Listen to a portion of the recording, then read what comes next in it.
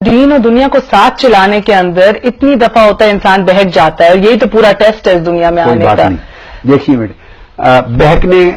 بہکتا انسان ہی ہے، فرشتے نہیں بہکتے۔ جو ٹھوکر کھا بیٹھتا ہے، جو بہک جاتا ہے، جو پھسل جاتا ہے، اسی کو انسان کہتے ہیں، اور جو ٹھوکر نہیں کھاتا، جو نہیں بہکتا، نہیں پھسلتا، اس کو فرشتہ کہتے ہیں۔ ہم فرشتوں کی سوسائٹی میں نہیں رہتے، ہم انسانوں کی سوسائٹی میں رہتے ہیں، نمبر 1۔ نمبر 2، اسلام کی تعلیم فقط نیکوکاروں کے لیے نہیں ہے۔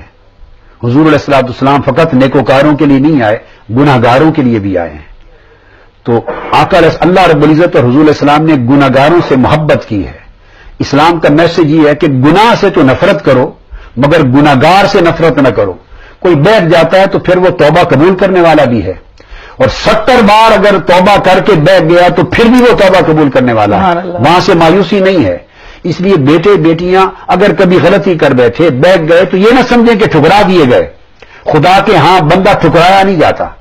حضور علیہ السلام نے حدیث پاک میں صحابہ کرام کے ساتھ جا رہے تھے، ایک ماں کو دیکھا، وہ اپنے بچے کو اپنی گود میں اٹھا کے دودھ پلاتی تھی، دودھ مشکل سے نکلتا تھا، سک کرتا تھا، پھر وہ دودھ بناتی تھی، پھر پلاتی تھی، پھر مشکل سے نکلتا، پھر پلاتی۔ آقا علیہ السلام نے صحابہ کرام سے فرمایا کہ تم نے اس ماں کا محبت دیکھی اس بچے کے ساتھ؟ جی یا رسول اللہ دیکھی۔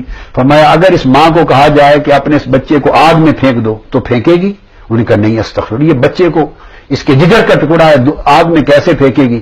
فرمایا اس رب کی عزت کی قسم جس کے قبضہ قدرت میں میری جان ہے، اللہ کو اپنے بندوں سے اتنی محبت ہے جتنی محبت اس ماں کو اس بچے سے بھی نہیں ہے، 70 گنا زیادہ محبت۔ اللہ نہیں چاہتا کہ اس کے بندے آگ میں جائیں، وہ 70 بار بھی بہتے ہوئے لوگوں کو بخش دیتا ہے۔ ایک حدیث میں یہاں آؤٹ کور کر دوں گا، ایک حدیث ہے، حضور علیہ السلام نے فرمایا کہ ایک شخص تھا پہلے زمانے میں بنی اسرائیل میں، اس کے پاس نیک عمل کوئی نہیں تھا، عبادت نہیں تھی، صرف ایک عمل کرتا تھا کہ مالدار تھا، لوگ اس سے قرض لیتے تھے، پیسے لے جاتے تھے قرض پر، اور مقرر تاریخ پر جب وہ قرض کی واپسی کے لیے اپنا ملازم بھیجتا تو اس کو یہ ہدایت دے کر بھیجتا، بھئی جانا قرض کی واپسی کے لیے کسی پر سختی نہ کرنا، جس کے پاس جتنے ہوں وہ لے آنا، جس کے پاس اس سے زائد نہ ہو ان کو پھر مہلت دے آنا، رعایت کر دینا، جتنی بار بھی جانا پڑے سختی نہ کرنا، بس یہ عمل تھا۔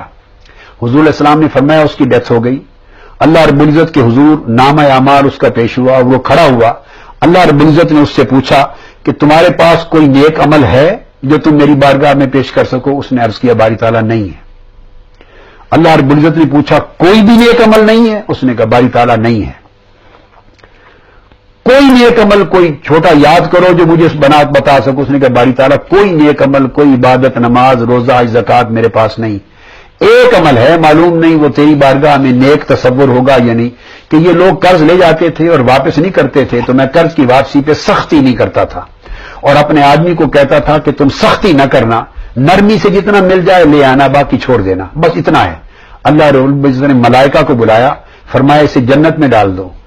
ملائکہ دیکھنے لگ گئے، اللہ رب العزت نے فرمایا کہ یہ بندہ ہو کر اپنے قرض کی واپسی پر سختی نہیں کرتا تھا تو میں رب ہو کر اس کے حساب و کتاب میں سختی کروں؟ سبحان اللہ، سبحان اللہ، بیوٹیفل۔ تو نوجوان نسل کے لیے، بیٹے اور بیٹیوں کے لیے پیغام یہ ہے کہ وہ مایوس نہ ہوں، لا تقنطوا من رحمت اللہ۔ خطائیں ہوتی ہیں، جوانی کی زندگی میں ٹھوکریں بھی کھاتے ہیں، مگر انسان بالآخر سنبھلتے ہیں۔ صرف اس بات کو نہ بھولیں کہ یہ زندگی جو ہے یہ 50 سال کی، 40 سال کی، 60 سال کی زندگی دائمی زندگی نہیں۔ دائمی زندگی وہ ہے جو آنکھ بند ہونے کے بعد شروع ہونے والی ہے، کہ جب اس زندگی کو حسین بنانے کے لیے ایفرٹ کریں تو اس سے زیادہ ایفرٹ کا فکر کریں آخرت کی زندگی کو حسین بنانے۔ اس فکر کو ذہن میں رکھ لیں، جتنا ہو سکیں کرتے رہیں، پھر اللہ کی توفیق شامل ہو جائے گی۔ آپ کو دین پر عمل کرنا، عبادت کرنا، نماز پڑھنا اللہ آسان بناتا جائے گا اپنی مدد سے، اور رفتہ رفتہ ٹھوکریں کھاتے کھاتے میرے بیٹے بیٹیاں سمجھ جائیں گے، اسی طریقے سے سمجھ